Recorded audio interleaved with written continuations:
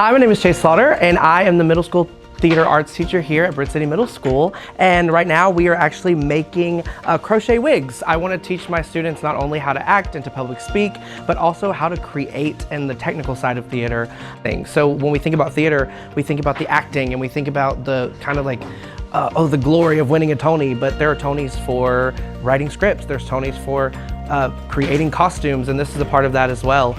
Our students start with just a wig cap that has small holes in it, and we basically are crocheting, slip knotting over and over and over again, just whatever length of hair they want, whatever length of yarn that they would like. Like you have to like thread the wig a certain way, and then you have to tie it tight, like really tight. And then if it's not tight enough, it could fall out and you could lose all your hair. In this class, we don't only do stuff like this, but we also will write scripts, we'll perform, we'll do all different types of things. I like to show them that theater has so many different aspects. And this is just one piece of that. Britt City Middle School Theater is best in class.